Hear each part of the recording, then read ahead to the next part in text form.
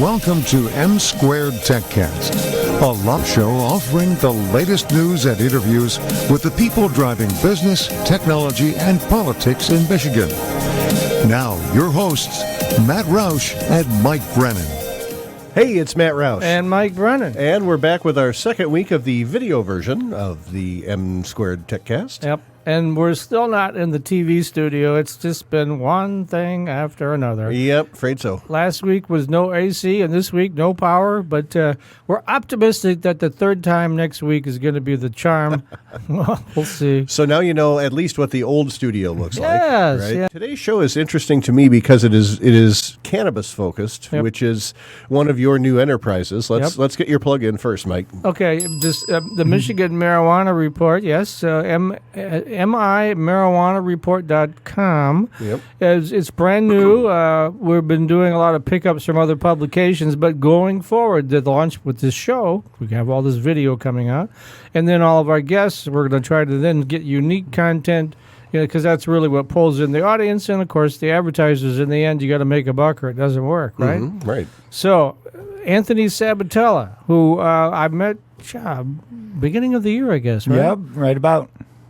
Yeah, and so he is with a group called THC123, and I'll let him explain what that is. Yep. Well, THC123, we're a business administration platform.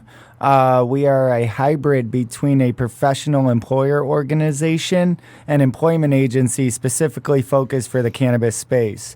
And what all that jargon and all that BS means is we are Cannabis HR. So we'll be able to handle everything from payroll, tax management, employee benefits, workers' compensation for the employers, but also for the people looking to get into the cannabis space.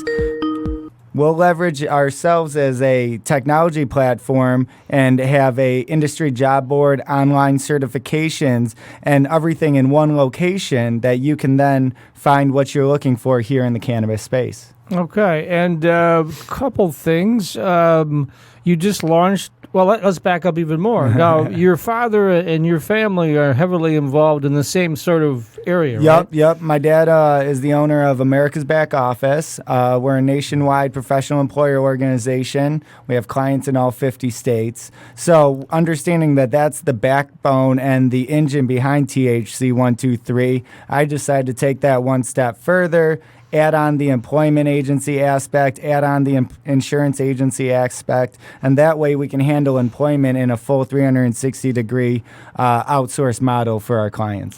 So I guess begs the question, why did you decide to get into the cannabis business? I know you, I have been at events with you, so I know, how do we say this gently? I guess you use it from time to time, yes? Yeah, I've inhaled.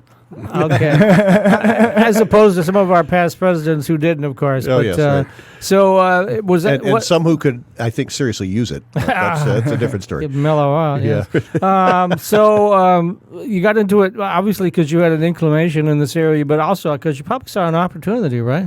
Well, I would say an opportunity, but I also saw an industry and a market that truly needed that extra lift in the areas that I, luckily have, these resources to provide. If you take a look at the cannabis industry, we all know that it's raised from the black market into this kind of gray limbo market that has existed for, let's call it, the last 5 or so years. But what's now is this industry is now normalized across multiple state lines, almost to a federal level. Almost. We're almost there. But where this industry has gone is more into big business, into more of a normalized business. So who else but a company that handles outsourced HR and outsourced big business practices that really needs to give, that hand up to bring in, this industry and help normalize it on its way up. Okay. Matt, do you have a question? Well, there's PEOs. What do you bring to the table in terms of a cannabis specialist in Cannabis this area? specialist? I practice what I preach. The difference between, myself and a normal PEO owner is, I was raised in this generation. I was raised in this industry, in this community. So my knowledge as an industry expert will speak volumes there, but also understanding that, myself having a hybrid skill set, I bring in the PEO and I bring in the, we'll call it business technology platform. That's my niche in this industry. So, understanding what I'm bringing to the table, I'm looking to specialize that and have that focused on the cannabis industry as a whole. Okay. And then one of the things that just occurred, I think it was a week or so ago, we were going to start this earlier, but we were waiting to time it because you come out with a new website. Why don't you talk about that? Yep. I just launched a website. It's called mycannajobs.com. And what this website is going to be a digital employment agency specifically for the cannabis space. If you're a candidate looking to get in this space, we're going to have an online job board that you can go to. Instead of sending your resume into 5, 6, 7 different locations, to people you don't even know the contact point for, why not leverage a platform that you can go and send your resume in once to THC123, and then you can have one-click applies to multiple different locations and different opportunities. Now, one of the things that there's probably a lot of people interested in getting into this space for a variety of reasons, not the least of which is they see the job opportunities, but they may not have the skills. Is there some way to work with apprentices or anything like that, or give them training? It's tough understanding where this industry has came from. This was an industry attacked and discriminated against, for multitudes of years and continuing currently. So understanding that trust is a huge issue, but understanding that training is a necessity, bringing social equity to the groups that were disproportionately impacted by the war on drugs and the war on marijuana. We need to find a way to implement ways to help those people. And the way I look to do it is look through leveraging technology and a digital platform to do so. Okay. All right. So tell me a little bit about the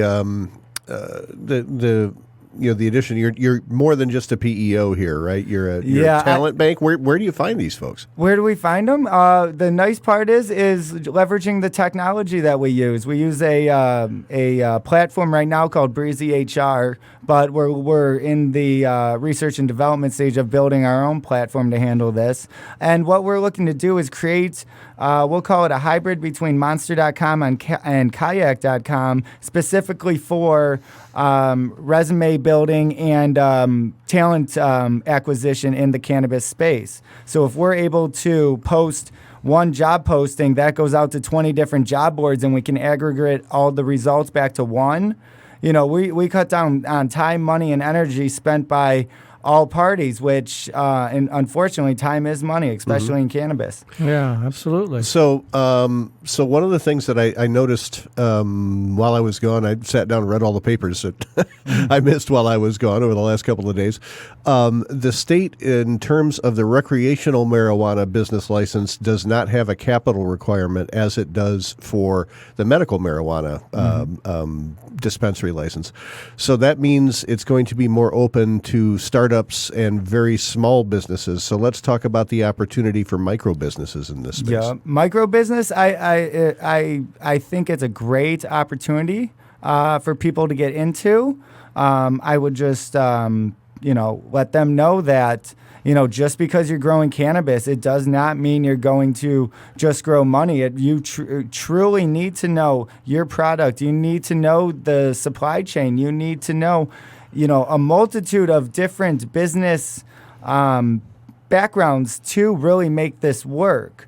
And what I really look to do is tell people to look to industry experts, look to people that are pioneering, paving the way, look to the service providers, because those are the people that are going to help your business. And they've seen it time and time again with businesses just like yours. So they're able to offer a pretty unique perspective, to help these companies get off the ground. Mm-hmm. About 2 minutes left, so let's talk a little bit about where folks can find a lot of this information. This is the Shameless Plug event again. Let's talk a little bit about, so with THC123, one last thing too I may ask, I think we talked about this earlier, is just because someone submits a resume doesn't necessarily mean that's really the talent they have. How do you screen the resumes? Oh, you got to look at the resumes, you got to ask them, and you got to get to know the person, so we really look to find members of local communities, trying to search them from the towns and the cities that these businesses are sourced from.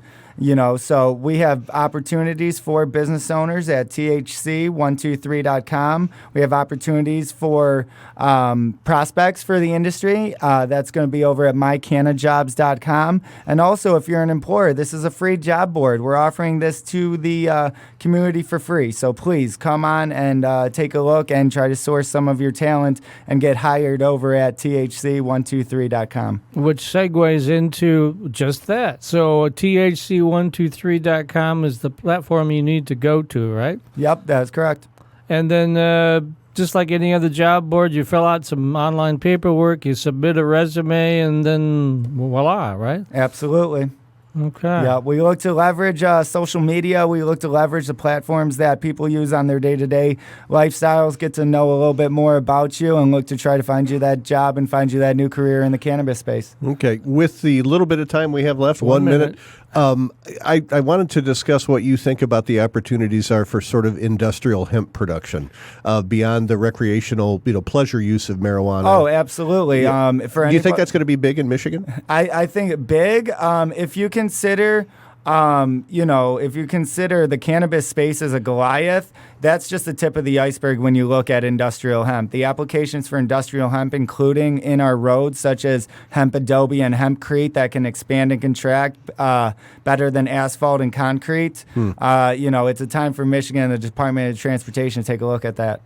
Interesting. We'll have to wrap it with that, Matt. Okay. Well, thank you very much, Anthony Sabatella, president of THC123.